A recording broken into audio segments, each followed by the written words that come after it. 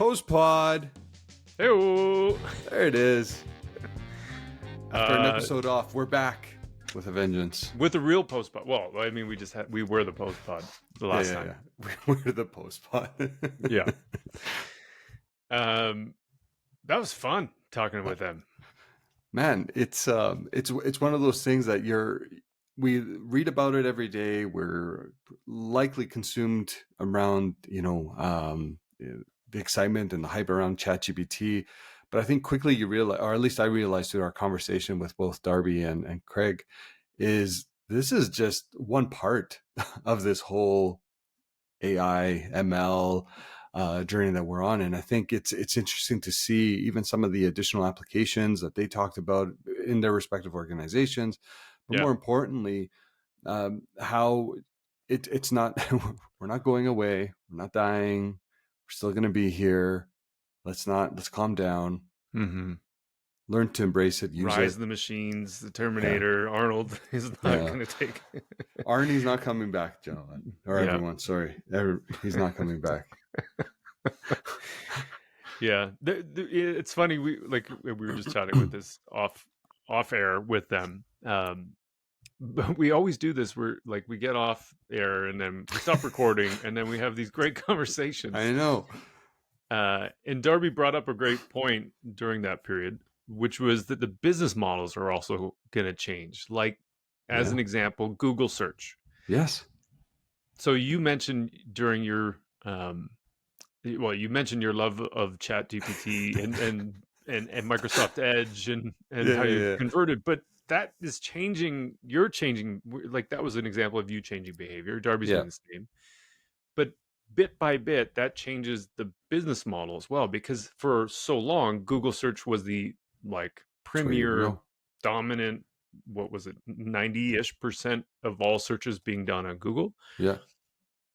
Which still might be true, but the time spent on Google is probably shrinking bit by bit as ChatGPT and other channels like that pick up a lot of steam, right? Yeah. So you're searching differently now. And I know Google's got Bard and they're going to kind of work through that, but the underlying business model will be affected.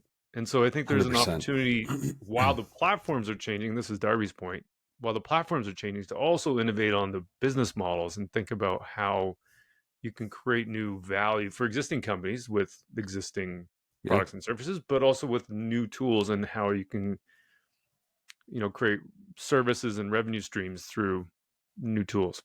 I think it just goes to show you that there's probably nothing or an industry or an organization that cannot be dethroned, so to speak, or disrupted once again.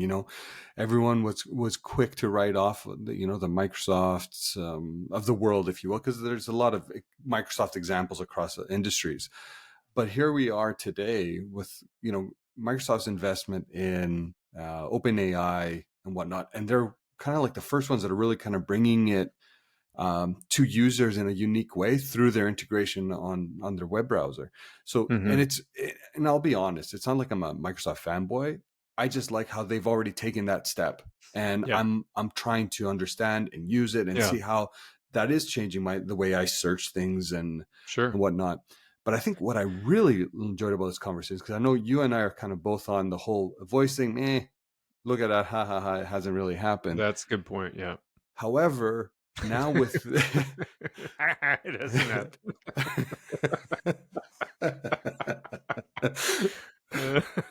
But now, is it going to happen? And I'm just waiting for all the futurists to kind of reach out to maybe told you so. Might have just been premature for the capacity and totally, and the technology, exactly. Craig had talked about NVIDIA and just the chips and the technical transistors. The computing capacity wasn't there. No. And I think that's what's exciting about this is we're going to see, and I think each of you kind of touched on, how your kids are interacting with your, in-home devices, where voice is becoming more natural. Voice is natural. And the idea of the traditional keyboard and mouse is going to go away. And that's when we'll probably reach that I don't know what the right word is here. But anyways, that point where it becomes now a natural extension of who we are. Yeah. And it's funny to think about that. That may not be too far along. That may be in 10, 15, 20 years. So Yeah. there's a good chance that we will experience this and see that, you know what? We'll be doing this podcast without a mouse, without a keyboard.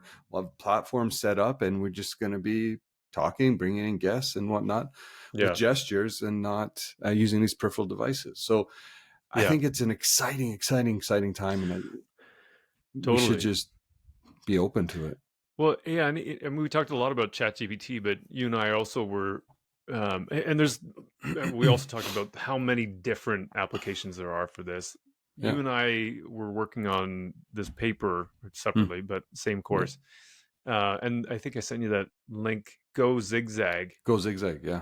Yeah, and it's they call it an AI entrepreneur in residence, but you like I literally put in the product idea Yeah. and the target market, and it spit out a whole startup business plan, Yeah. including the business model canvas, and like your Yeah. target market and segments and blah blah, in like 30 seconds. So it may not be accurate and right, No. but holy, does it do an amazing job at like bringing an idea to light and illuminating the idea so quickly that you could iterate on that so many ways and times and then refine it on your own, and so it reduces the need for complicated research and all that kind of stuff. Exactly.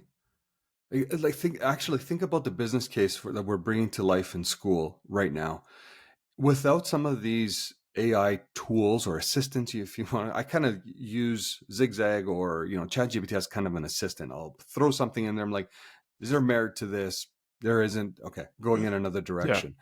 But you quickly you can build a foundation very quickly.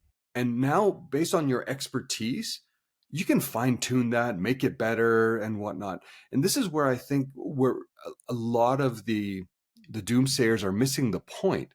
It's you still need to be a trained coder. So there's videos Yeah. of people building websites with ChatGPT.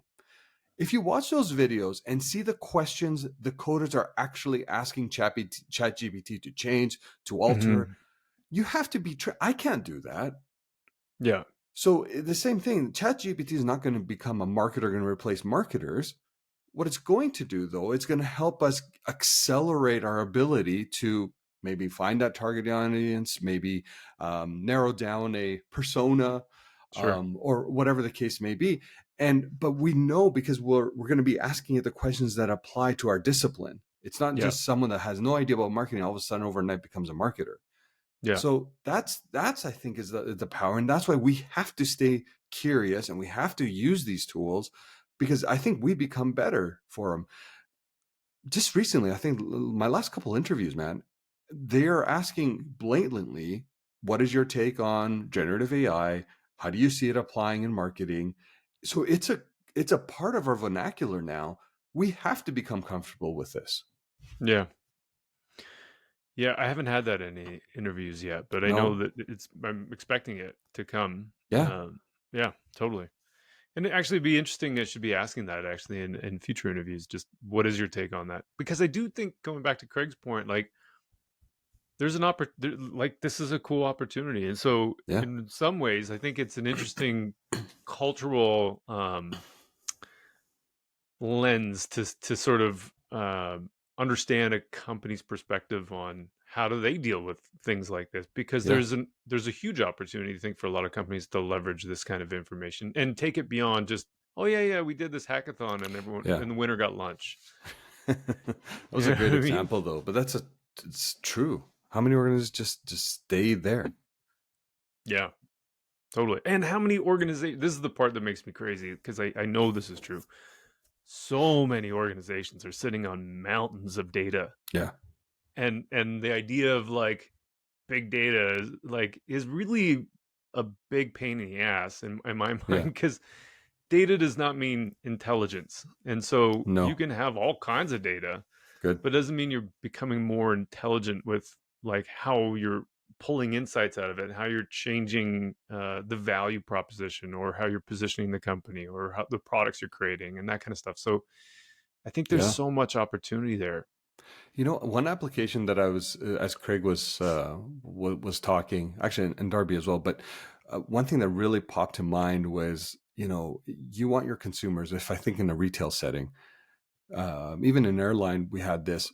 You want to make sure you give consumers the tools to be able to self-serve as much of their journey. Maybe this applies to airlines even more, but you want to be able for them to change their seats, rebook, cancel, etc. And I think that because COVID created such a high demand and put a lot of pressure on, say the contact center, Mm-hmm. the way you model your data and the way you bring in a lot of this information, if you can accelerate the ability to self-serve or give consumers the ability to self-serve their own transactions, Sure. I really believe like that's going to accelerate and make more loyal, build loyalty potentially around a product or a service. And you can do that because you're sitting on all of this. Like a contact center, all they have to do, they have to query the data. They find the data that applies, say, to a specific itinerary.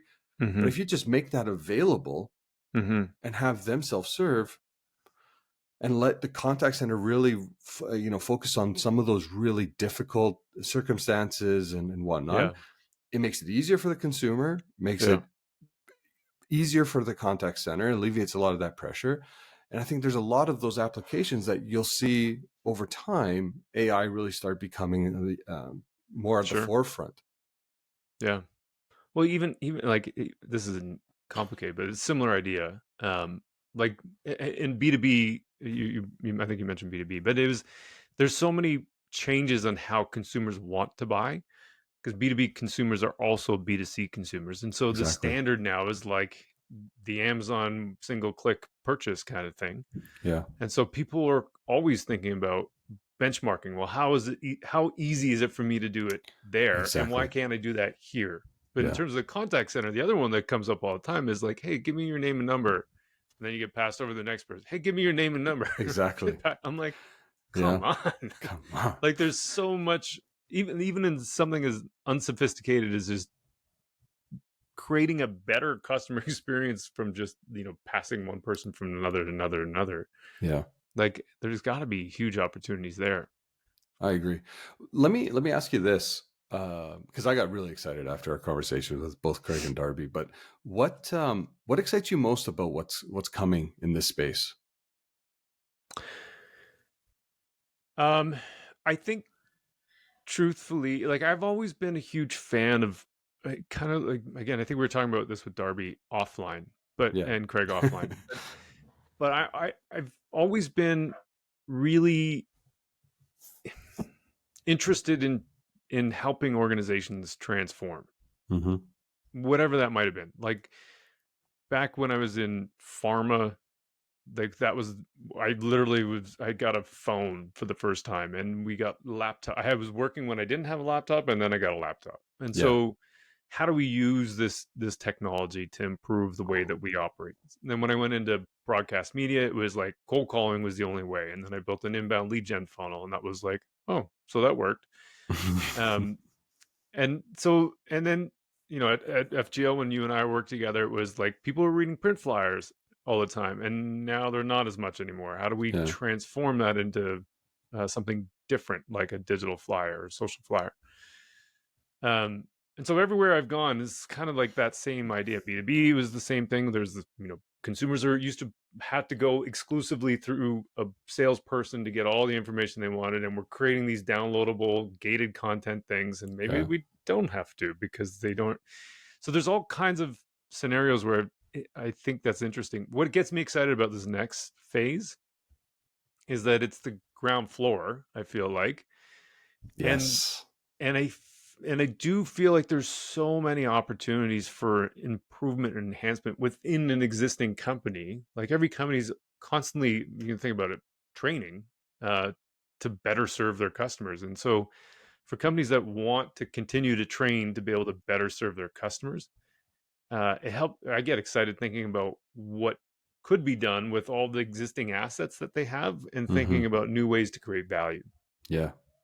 I So for me, it's exactly what you just said there. It's the being we're at the point right now where it's 100% the ground floor. You can help many organizations kind of rethink how they do things and really become more consumer centric, because I think what we'll see over the next few years is an acceleration and an adoption of this technology by consumers that are now going to force organizations to rethink how they engage with their brand or their service or Yeah. whatever. And I think I'm really excited to see what that transition is going to look like over the Yeah. next little bit, because I think this one's going to happen quick. This is not the metaverse. This is going to be something that sticks. Obviously, there's endless applications for this, and I love that Craig and Darby really kind of highlighted that this is not a platform. This is a tool, Mm-hmm. and every technology vendor, every Mm-hmm. business is going to look to adopt it differently. And that's, for me, like Mm-hmm. incredibly exciting to see the creativity that's going to come out of this space, because this new tool that we have now in our pockets, either as marketers or running businesses or Strategy. Yeah. strategy, all of it, Customer service, like every vertical within an organization, farming, farming, manufacturing, supply chain, like all of it. everything. And I think that's exciting. Mm-hmm. Yeah, it's really good. There's an example. Craig brought up that one example about, I don't remember if he mentioned the company name, but they have all like 80,000 um, articles or something for customer service, Hmm. and it reminded me of this case study I read a while back from Xerox. Had a thing where it was called Xerox Eureka, and so if I remember correctly, what it was is they had a manual that they sent their service technicians into the Right. field, and they're like, okay, here's this manual for all the problems that you might come across, Yeah. and here's the fix. Hmm. How do as a technician, here's how you fix it. What they realized pretty quickly is that the service technicians are like, well, I have this problem or this error code or whatever the thing was, and there's no corresponding solution or fix in the manual it Yeah. gave me. So then what they started doing with the internet, they're like, well, let's build a database of solutions that are coming, or fix problems, and then their solutions that are coming up in the field from the service technicians, Yeah. and then everybody can access that. So to me, that's a really cool particular use case, and what, similar to what Craig was thinking. Like the challenge, and my last organization that I was just in, like there's all this information there, and we talked about a lot about enablement Yeah. training, like self-directed training, self-directed enablement, but you can't find it like in a SharePoint. Like No. it's so hard to find it, and somebody who's like the librarian, let's call it, knows where all the stuff is. Yep. But unless you have access to that person's time, you can't find the information, and because the Exactly. metadata has not been appropriately tagged or whatever.